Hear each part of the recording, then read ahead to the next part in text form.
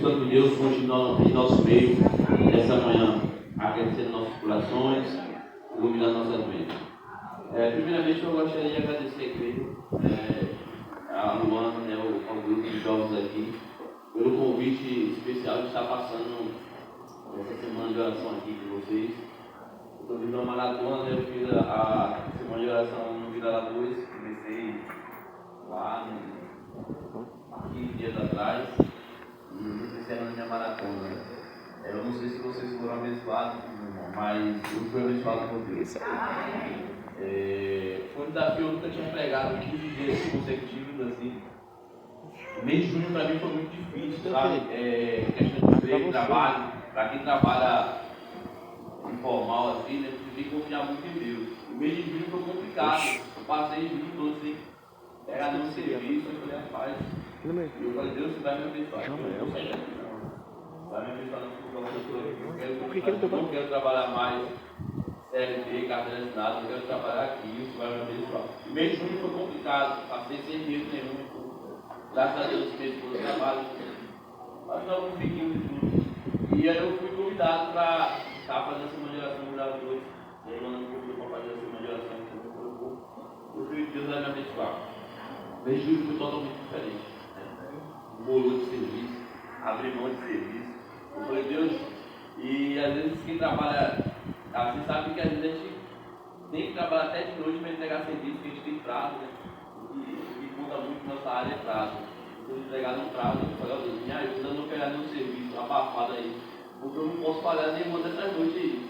Eu até conversei com o Will, deixei o Will pronto, passei o sermão para o Will. Eu falei, Will, se acontecer alguma coisa aí, ó, você vai lá e ajuda na moral, porque já fica precavido aí. Eu sou um cara que gosta de ficar sempre precavido, certo? Sempre tem uma reserva ali, né? A válvula de escape. Mas graças a Deus, Deus proporcionou esses momentos maravilhosos, 15 dias na presença do Senhor, 15 dias ali ouvindo a voz do Espírito Santo. Você pode dizer assim, ir lá pregar é fácil, mas não é fácil, é uma responsabilidade muito grande. Quando você sobe aqui para dividir a palavra do Senhor, irmão, é muito complicado, é difícil, dá aquele frio na barriga, e você tem que ouvir a voz do Espírito Santo falando com você. Então, é uma responsabilidade muito grande.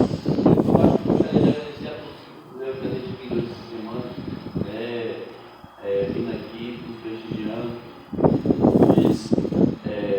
orando, nos entregando para o Senhor. Então, gratidão, esse grupo de jovens, que vocês continuem sendo bênçãos para essa comunidade, levando e pregando o Evangelho a todos os espíritos. E vamos orar?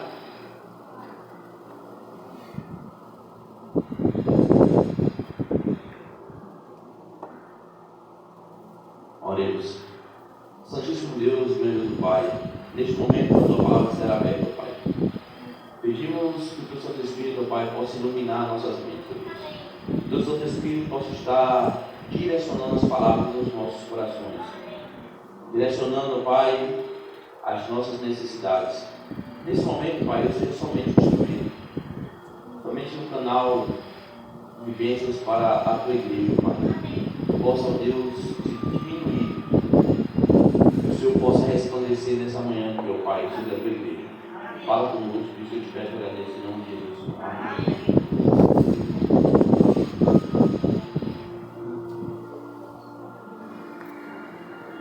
Abra sua Bíblia em Joel. Olha, o Joel está afiado, já está aberto aí, né? Joel. Joel faz parte dos profetas menores, né? E às vezes a gente não dá muita relevância aos profetas menores. Por ser um profeta menor, não quer dizer que a mensagem dele é insignificante. Apenas que ele teve um menor número de textos escritos, mas tenha certeza, meu irmão, que os profetas menores, as mensagens dos profetas menores, depois de Isaías, são relevantes para nossos dias. Depois de Jeremias, Joel, todos acharam que amém? Depois de Ezequiel. Espera aí. Joel, capítulo 1, versículo 4, fala assim: o que deixou o gafanhoto cortador, comeu o gafanhoto migrador. O que deixou o migrador, comeu o gafanhoto devorador. que deixou o devorador comer o gafanhoto destruidor. Naquela época em Judá havia mais de 80 espécies de gafanhotos. Você vai tirar um pouquinho de agudo, por favor? Um pouquinho de agudo. Aqui, Joel. Agudo. Aí. Tinha mais de 80 espécies de gafanhoto naquela época.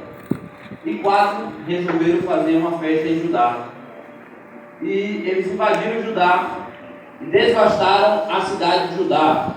Versículo 6 fala assim: porque veio um povo contra a minha terra, poderoso e inumerável. Os seus dentes são dentes de leão, e ele tem os queixais de uma leoa. Fez da minha vide uma assolação, destroçou a minha figueira, tirou-lhes a casca que lançou por terra, e os seus sarmentos se fizeram brancos. Então aquela enxame aquela nuvem de gafanhotos destruiu Judá. Entrou nas vides, entrou nas figueiras e destruiu tudo. Versículo 9 fala assim: cortada está a casa do Senhor, a oferta de manjares e a libação. Os sacerdotes e ministros do Senhor estão enlutados. Então a situação de Judá naquela época era terrível. Era uma calamidade total. Porque os gafanhotos tinham cortado tudo. Tinha acabado com todas as lavouras, com todas as árvores. Tinha estraçalhado tudo. E o povo naquela época vivia principalmente daquilo que você plantava. Até a igreja do Senhor sofreu, porque as ofertas tinham sido cortadas. Como é que a pessoa vai ofertar se ela não tem de onde está vindo, de tirar a sua oferta? Os sacerdotes estavam enlutados, não tinham como serem ofertados, se alimentar. E o versículo 19 ele vai além, fala assim: a ti, ó Senhor, clamo, porque o fogo consumiu os pastos do deserto, e a chama abrasou todas as árvores do campo. Também todos os animais do campo bramam suspirantes por ti, porque os rios se secaram e o fogo devorou os pastos do deserto. Aquela nuvem de gafanhoto trouxe para Israel, trouxe para Judá uma crise tremenda, onde lhe faltou ali uma crise econômica. A igreja ficou sem suas ofertas, houve secas, os rios secaram, houve queimadas por todos os cantos, porque há um desequilíbrio ambiental. Quando você corta tudo que é verde, não tem como o meio ambiente se alimentar, há um desequilíbrio ambiental. E por último, Judá temia pela invasão de um exército genocida que iria destroçar todas as casas. Judá estava desesperado. Judá não tinha o que fazer. Tudo estava destruído, os rios secaram. E às vezes os rios secam em nossas vidas. O rio da esperança, o rio do trabalho, os rios do trabalho. As águas se secam em nossos relacionamentos. Mas, meu irmão, tenha certeza que Deus, Ele tem a solução para os nossos problemas. Então Deus levanta Joel com uma mensagem muito importante para aqueles dias. Eu queria fazer uma comparação de Judá com os nossos dias hoje. Será que nós estamos vivendo dias bons ou dias maus? Eu fiz uma pesquisa rapidinho, não veio muito tempo no celular, não tenho celular, não deu tempo de fazer um PowerPoint. E aí eu fiz uma estimativa na área da saúde. Cerca de 300 milhões de pessoas vivem com depressão. Então nós temos 300 milhões de pessoas no mundo que vivem depressivas.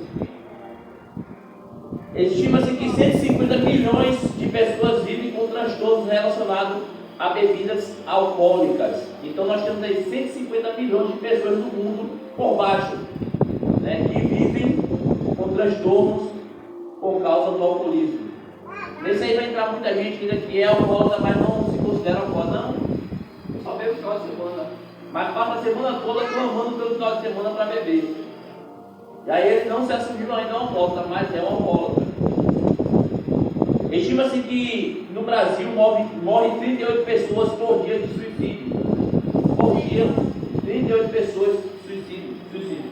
Desses 38, ainda tem 20 pessoas que tiveram seus suicídios frustrados, que tentaram tirar sua própria vida, mas por algum motivo não conseguiram.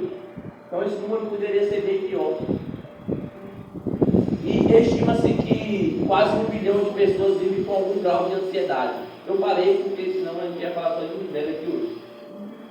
1 bilhão de pessoas no mundo vivem com algum grau de ansiedade. Tudo mudou muito depois da pandemia, mudou muito. Nós desenvolvemos algumas doenças que eram raras, que a gente não via falar, não dava muita importância, mas que depois da pandemia aumentou, né, por causa que você tinha que ficar em sua casa. Isso trouxe muita ansiedade, muitas pessoas perderam alguns parentes, muitas pessoas perderam amigos, muitas pessoas perderam seu emprego. E trouxe um caos para o mundo, um caos de incerteza. Junto a isso, junto à área da saúde, nós podemos botar o cenário político do nosso país, que não é nada agradável. Não é verdade? Às vezes a gente rala muito para ganhar nosso mísero salário ali, R$1.300, R$1.400, até R$2.000. E a gente fala em 1.000, 2.000, 3.000. Os políticos só falam em milhões e bilhões. Na cara de pau. Roubam o pobre. E a gente se alimenta das migalhas que eles jogam das suas mesas fartas. A gente poderia entrar no cenário político e ver também que nossa vida política está uma merda. Desculpa a expressão. Tá horrível. Eles vivem bem e o pobre ele sofre cada dia mais. O amor em nossa comunidade tem esfriado cada dia mais. A gente vai ver aí, essa semana eu estava vendo um vídeo da menina que foi ali espancada na quarta-feira, né? Vou falar aqui perto de nós, espancada ali por algum motivo, um jovem chegou e bateu nela, bateu, quase matou aquela moça. E às vezes a gente fica vendo assim a injustiça no mundo, né? Aí aquela senhora de 70 e poucos anos ali da rua foi sequestrada, morta, os ladrões ali, os sequestradores pediram uma recompensa de R$1 milhão para ela. E aí acharam a ossada dela no Japão. Era algo que a gente não via na nossa cidade, não é verdade? Só via em São Paulo, mas está chegando para a gente hoje. Nós estamos vivendo uma crise, sim ou não? Sim. Nós estamos vivendo uma crise. O mundo está passando uma crise. Essa semana passada eu estava olhando na Europa. O calor chegou a bater 50 graus lá. 50 graus, a gente tomando banho, se molhando, gente quebrando o carro vidro do carro para tirar as pessoas de dentro, beber dentro do carro. Então nós estamos vivendo as cenas finais desse mundo. Nós estamos mergulhados em uma incerteza. É verdade? Como Judá passou por uma incerteza, estava clamando sem saber o que fazer, porque os rios tinham secado, tinha acabado a comida, só que o Senhor levanta Joel e ele traz uma mensagem. Eu queria compartilhar essa mensagem conosco nessa manhã. Qual a solução para os nossos problemas? A solução para nossos problemas, em 2010, quando o Terry Wilson assumiu a igreja adventista como presidente mundial, ele trouxe uma pauta muito relevante para nossos dias. A igreja iria começar a trabalhar em reavivamento e reforma. Não tem como nós sairmos da nossa crise sem passarmos pelo reavivamento espiritual. Nós precisamos passar pelo reavivamento espiritual. Joel 2, versículo 12 fala assim: ainda assim agora mesmo, diz o Senhor, convertei-vos a mim de todo o vosso coração, e isso com jejuns, com choro e com planto. Rasgai os vossos corações e não as vossas vestes, e convertei-vos ao Senhor vosso Deus, porque Ele é misericordioso, compassivo e tardio em irar-se, e grande em benignidade, e se arrepende do mal. Judá estava destruída, e Deus levantou Joel com uma mensagem que depois de 2.500 anos depois ainda é relevante para os nossos dias. E eu queria aqui agora apontar 4 passos para a solução dos nossos problemas. 4 passos para o reavivamento espiritual. O primeiro passo é conversão. Versículo 12 fala: convertei-vos. Mas o povo de Judá não já era convertido, eles eram da nação escolhida, que servia ao Deus vivo, mas Deus estava falando para eles: convertei-vos. E Deus fala para nós nessa manhã: convertei-vos vocês de todo o vosso coração. coração, onde você precisa se converter a Deus de todo o seu coração. Nós precisamos se entregar a Deus de todo o nosso coração. Nós precisamos tirar de nossas vidas tudo aquilo que está nos impedindo de termos um relacionamento mais íntimo com o Senhor. Nós precisamos se converter de todo o nosso coração. Esse é o primeiro passo para o reavivamento espiritual, conversão. Nós vimos ontem o jovem rico, quando o tempo ele passou, guardava os mandamentos de Deus, mas não estava disposto a mudar. Nós precisamos estar dispostos a mudar todos os dias. Todo dia nós aprendemos alguma coisa diferente. Meu irmão, uma vez o mestre de obra falou comigo e eu lembro isso para o resto da vida. Eu tinha 19 anos e ele veio para me classificar como carpinteiro. Trabalhava na construção civil, era ajudante. Ele falou: não, eu vou me classificar como carpinteiro. Aí eu falei assim: olha, eu não sou carpinteiro ainda, eu sei assim da porta, porta alisada, mas não sei como. Aí ele falou: eu tenho 64 anos. Eu virei mestre de obra por 15 anos e até hoje eu não sei tudo. Ele falou: se você não é tão burro que não tenha nada para me ensinar, e eu não sou nem 100% sábio, que não tenho nada para aprender com você. Sempre nós temos algo a acrescentar na vida de alguém, e essa pessoa sempre vai ter algo para acrescentar em nossas vidas. Precisamos ter humildade para reconhecer isso. Nós não somos bons. Deus olhou para a terra e não viu o justo sequer. Nós estamos em igualdade. Todos nós somos a mesma coisa. Precisamos nos converter ao Senhor de todo o nosso coração, todos os dias. Isso não é só hoje, é todos os dias. Porque a vida do cristão é sacrificial. Segunda parte é a intensidade. Meu irmão, não tem como você viver uma vida com Cristo sem intensidade. A Bíblia está falando: convertei-vos a mim de todo o nosso coração. Deus ele não vai aceitar 50%, é de todo o coração, a intensidade. No seu trabalho você se doa 100% para o seu trabalho. Na sua família você se doa 100% para a sua esposa, para o seu marido, para os seus filhos e vive intensamente. Mas quando chega nas coisas de Deus, quer fazer as coisas na minha boca, aí não dá. Tem que ter intensidade. A palavra que Deus fala para nós: ei, eu te chamo para você ser intenso no Evangelho. Eu não te chamei para você ficar sentado ouvindo mensagens. Não, Ele quer intensidade. Ele quer que você viva o Evangelho. Ele quer que você pregue o Evangelho, que você se relacione com as pessoas, que você deixe que as pessoas vejam através de sua vida o amor de Jesus. Não tem como viver e seguir a Jesus sem intensidade. Precisa ser intenso. Para ser reavivado espiritual, para ter um reavivamento espiritual, precisa ter intensidade.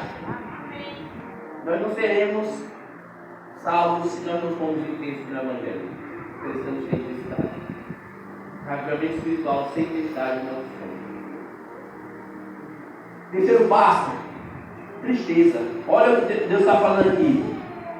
Convertemos a mim de todo o nosso coração, e isso com jejuns, com choro e com plano.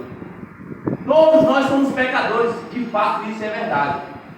Mas há uma diferença aqui grande. Tem gente que peca porque gosta e sente prazer no pecado. Mas tem gente que peca e se entristece. Sabe qual a diferença de Davi para a gente? Porque Davi pecou e se entristeceu. Ele se rasgou ao Senhor, falando: Pai, cria em mim, ó Deus, um coração puro e renova dentro de mim um espírito inabalável. Às vezes tem pessoas que pecam com prazer e sentem um pecado delicioso. E realmente é. O pecado não é algo ruim. Então não vai falar assim: há caminhos que para o homem são bons, mas o final deles leva à morte. Há caminhos que para nossos olhos são prazerosos, são bons, mas no final deles vai levar o quê? A morte. Nós precisamos sentir tristeza pelos nossos pecados. Nós precisamos chorar ao Senhor com jejum, com oração, com choro, com plano, e se converter de todo o nosso coração. Essa era a arma de Davi. Davi era o pecador, era, mas Davi ele chorava, ele se quebrantava diante do Senhor, ele clamava, ele se rasgava na presença do Senhor. E às vezes falta isso na gente, sabe? Nós nos derramarmos aos pés do Salvador. Nós clamarmos ao Senhor por esse reavivamento. Nós confessarmos nossos pecados ao Senhor. Falar, seu mestre, eu cometi esse pecado, mas eu não me senti bem. Preciso me libertar disso. Porque Salmos 42 fala: um abismo leva a outro abismo. Um abismo leva a outro abismo. Quando você gosta de um pecado, se entrega ao pecado, aquele pecado vai chamar outros pecados. Um abismo leva a outro abismo. Por isso eu sempre falo para o meu jovem: meu irmão, você está em pecado? Fica na igreja. Você está com vontade de se desviar? Você vai se desviar, mas continua aqui na igreja. Continua aqui nesse meio. Em algum momento o Espírito Santo vai te tocar poderosamente e você não vai sair mais. Ah, onde eu estou em fornicação e não vou conseguir parar agora, não vou conseguir casar. Mas fica aqui dentro, meu irmão. Porque um abismo leva a outro abismo.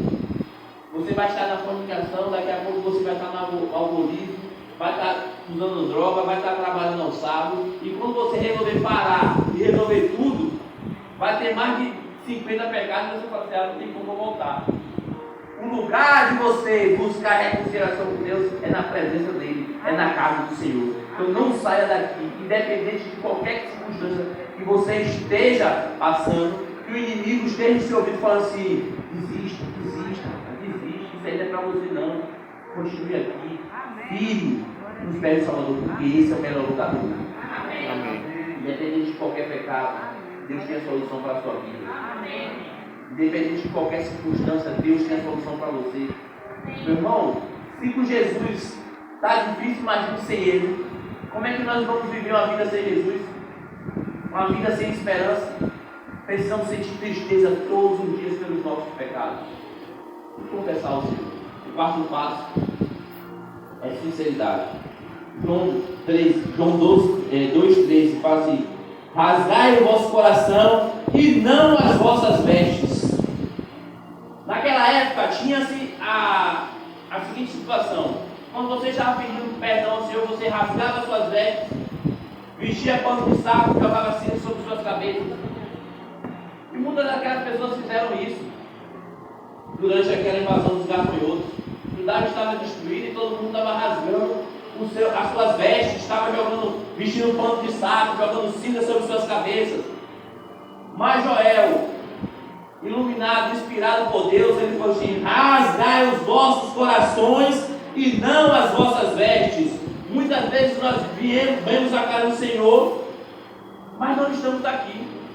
O corpo está, mas a mente está em outro lugar. Nós oramos ao Senhor totalmente desconectados do Senhor. E Deus está falando assim: olha, eu não quero que você se ajoelhe e olhe para mim. Eu quero que você rasgue o seu coração e seja sincero comigo.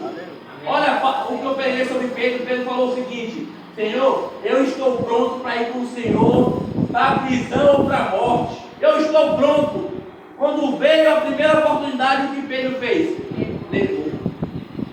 Jesus chamou ele e falou assim: Pedro, tu me amas? Depois que Jesus morreu e reviveu, ele falou assim: eu te amo, Senhor. Eu gosto do Senhor, eu gosto de estar com o Senhor.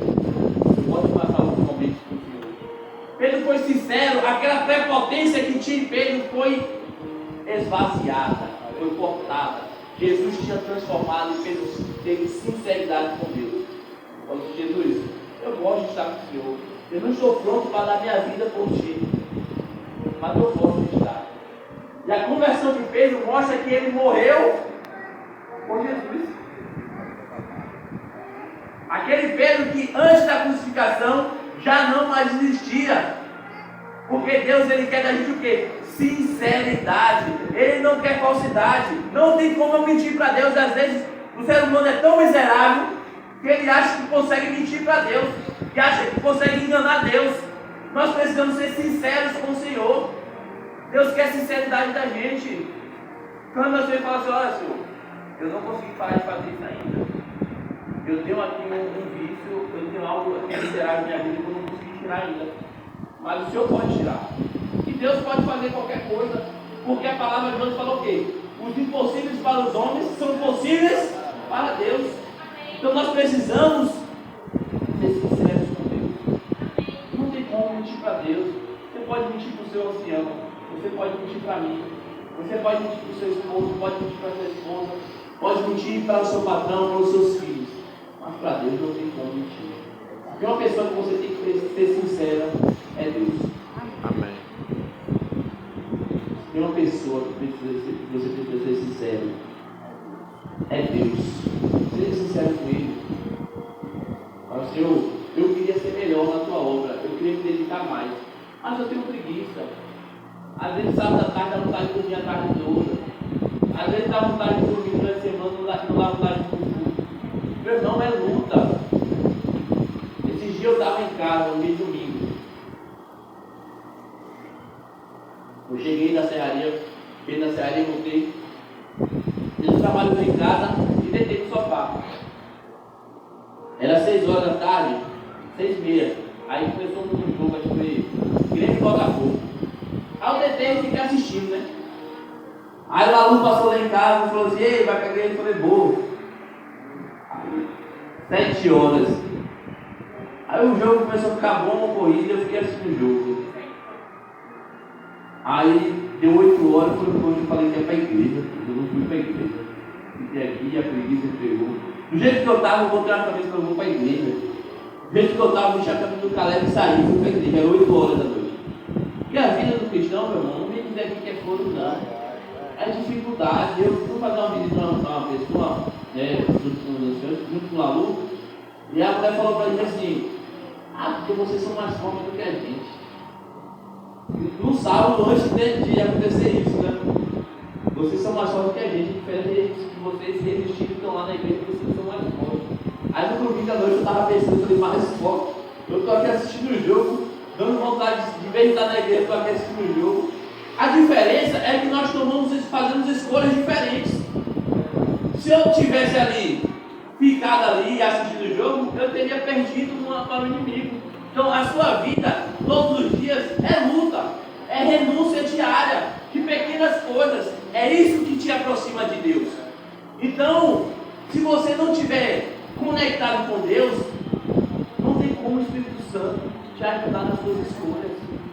É preciso que você esteja conectado com Deus todos os dias, para que você possa arder em seu coração e falar assim: não, eu escolho viver ao lado do Senhor, mesmo que isso possa me custar a minha vida, mas eu escolho viver ao Senhor. Precisamos ser sinceros ao Senhor. Não é fácil ser cristão, passamos por dificuldades, passamos por tentações, mas se nós tivermos sinceridade com Deus, nós iremos vencer a nossa vida. Mas o que é esse reavivamento espiritual? Qual é o resultado do reavivamento espiritual? Qual é o resultado? Perdão. Deus me perdoa. Ele traz paz ao seu coração. E às vezes nós precisamos de paz, sabe? O que é mais precioso para o ser humano hoje é paz. Porque muitos cristãos, muitas pessoas ricas, bilionárias estão procurando é paz. E nós temos paz. Quando nós vamos até Jesus, quando nós perdoamos nossos pecados, quando Deus perdoa nossos pecados, nós sentimos o peso do pecado sendo tirado das nossas costas, nós sentimos paz na nossa vida. Eu vivi errado algum tempo com minha esposa, minha namorada na época, e aconteceu toda a situação, fui disciplinado, me casei com ela. Depois, quando eu estava me preparando, depois de 2 anos eu estava preparando para uma pregação, e aí eu falei: rapaz, quanto o pecado é pesado nessas coisas. Eu vivia amargurado porque eu vivia em pecado. As pregações entraram no meu coração parecendo que era um prego rasgando minha alma. Mas quando nós vamos até Jesus, nós pedimos perdão e nós somos perdoados, em nosso ser reina a paz do Senhor. O reavivamento espiritual, ele traz paz para o Senhor. Algo que é tão precioso nos dias atuais, paz. Você cristão, adventista do 7º dia, você pode ter paz. Se você ir até o Senhor, ser sincero a Ele, se converter, ter tristeza pelos seus pecados e ter intensidade no Evangelho, Deus vai colocar em sua vida paz. Vai trazer paz ao seu coração. Nós estamos falando sobre reavivamento espiritual. E quem é que deve participar desse reavivamento espiritual? Quais são os participantes do reavivamento espiritual? Quem precisa participar? Joel 2, 15 e 16 responde: tocai a trombeta em Sião, prolongai o santo jejum, proclamai uma assembleia solene. Congregai o povo, santificai a congregação. Ajuntai os anciões, olha os anciões, os líderes da igreja, eles precisam ser reavivados. Reunir os filhinhos e os que mamam, as criancinhas, elas precisam ser reavivadas. Não é Rômulo que está falando, é a palavra de Deus que está falando. Saiam o noivo da sua recâmara e a noiva do seu aposento. Chorem os sacerdotes, ministros do Senhor, entrem em pórtico e o altar e orem. Povo Deus do Senhor, e não entregues da tua herança ao povo. Ei! Quem precisa participar do reavivamento espiritual? Todos nós, meu irmão. O pastor, o ancião, o diácono, a diaconisa, a líder de jovens, a líder dos desbravadores, todos nós, a senhora da defesa, as criancinhas de colo, todos nós estamos em igualdade perante a Deus e precisamos de reavivamento espiritual. Todos nós. Não há ninguém melhor do que ninguém. Às vezes nós fazemos escolhas diferentes das outras pessoas. E as escolhas vão nos colocar mais perto de Deus ou mais longe de Deus. Mas todos nós precisamos estar na presença do Senhor. A glória de Deus é o nosso maior objetivo. Olha, o final do versículo 17 fala assim: ó Senhor, e não entregues a tua herança ao povo, para que as nações façam escárnio dele. Porque hão de dizer entre os povos: onde está Deus? É difícil quando alguém olha para a sua vida e fala assim: pois mas você não é cristão? Cadê teu Deus? Se nós não passarmos pelo reavivamento espiritual, nós viraremos opróbrio para a nossa comunidade. E Joel, ele traz os versículos bem interessantes, sabe? Quando eu era criança, eu ouvi esse versículo aqui. Minha mãe falava, eu pregava sobre esse versículo. Joel 2, 28. E acontecerá depois que derramarei o meu espírito sobre toda a carne. Vossos filhos e vossas filhas profetizarão, vossos velhos sonharão, e vossos jovens terão visões. E todo mundo fala assim: gente, mas eu não falou que no final dos tempos os velhos sonharão, os novos terão visões. Mas isso é depois que nós fomos reavivados espiritualmente. Se nós não passarmos pelo reavivamento espiritual, não tem como isso aqui acontecer em nossas vidas. Nossos jovens não vão profetizar, nossos filhos não vão profetizar, porque nós estamos mortos espiritualmente. Precisamos passar pelo reavivamento espiritual. Quando Jesus se encontra com Nicodemos naquela noite, só Jesus e Nicodemos. Jesus falou para Nicodemos: você precisa nascer de novo. Você precisa nascer de novo. Mas Nicodemos, ele era um mestre da lei, um doutor da lei, um fariseu. Ele entendia tudo da Bíblia. Ele entendia tudo da Torá. Ele entendia tudo das leis dos judeus, das 600 leis. E Jesus falou assim: Nicodemos, você precisa nascer de novo. Eu digo: oxe, como eu desse tamanho, eu vou voltar com medo da minha mãe?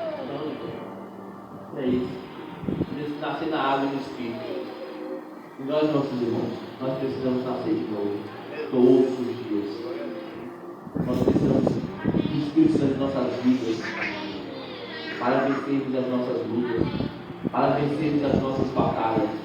Não é fácil ser cristão, meu irmão, mas esse caminho aqui vai te levar para um lugar muito maravilhoso.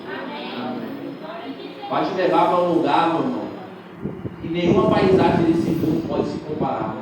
Paulo fala que nunca penetrou em mente alguma que Deus tem preparado para nós. Amém. É algo maravilhoso, é algo tremendo. Não vale a pena nós perdermos essa bênção por coisas banais desse mundo. Tem coisas que são boas nesse mundo, são, mas o final vai nos levar à morte. Precisamos, assim como Nicodemos, nascer de novo. Olha, Nicodemos nasceu. Jesus tinha alguns discípulos ocultos. Nós sempre direcionamos aos 12 discípulos. Mas Nicodemos foi um dos discípulos mais importantes da caminhada cristã. Possivelmente foi até ele que sustentava a obra do Senhor, que dava ofertas para o Senhor, né?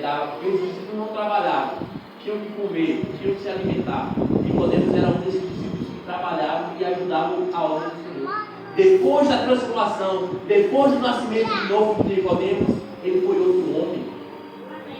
E nós precisamos, a nossa igreja precisa fazer isso. Para que nossa igreja possa ser uma bênção nesse mundo de caos, cheio de miséria, onde as pessoas estão sem esperança, não tem certeza do amanhã, não tem certeza do que irá comer amanhã, aonde irá trabalhar, do que irá sobreviver. Precisamos estar conectados com Deus. Precisamos estar confiantes em Deus. Meu irmão, não adianta como você está. Não importa como você esteja nessa manhã.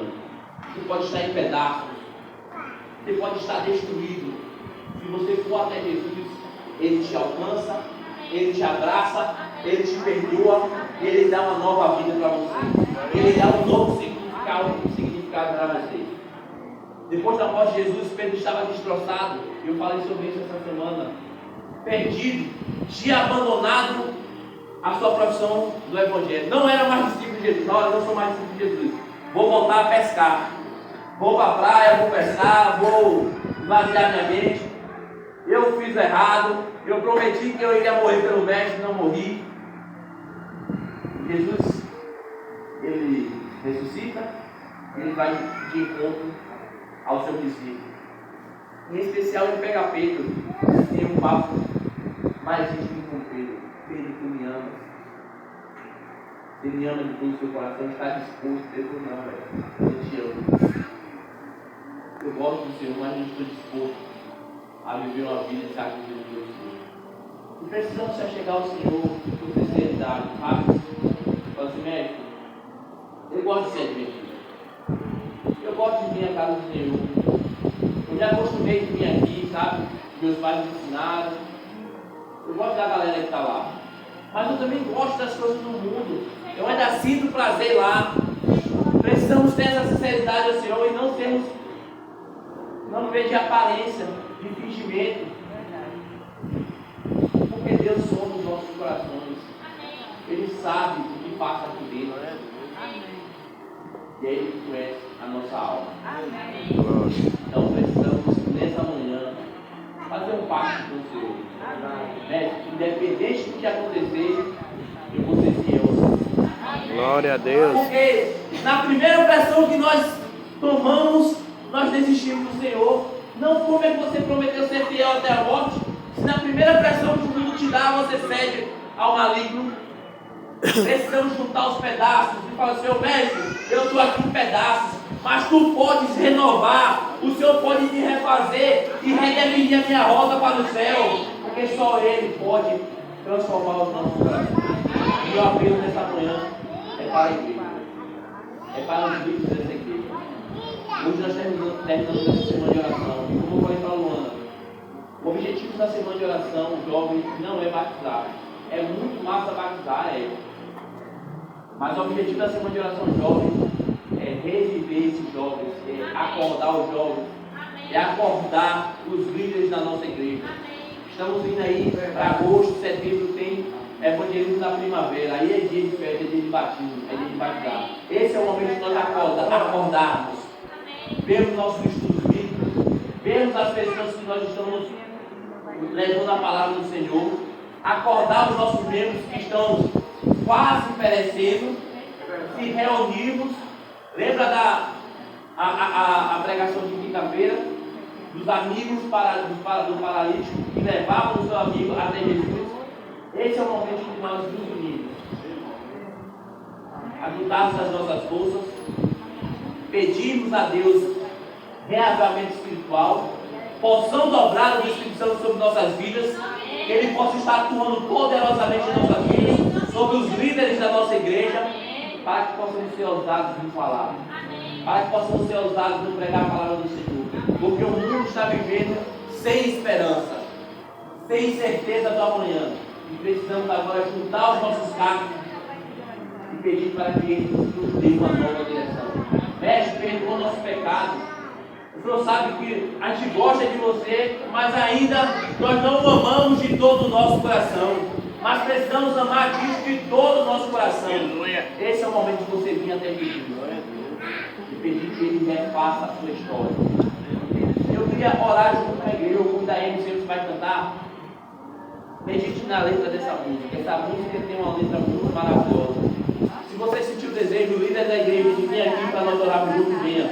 Se você ainda aqui não firmou a sua aliança com Cristo e sentiu o desejo de vir aqui na frente, vamos orar juntos. Porque nós precisamos acordar espiritualmente, ouvir Jesus nas horas finais.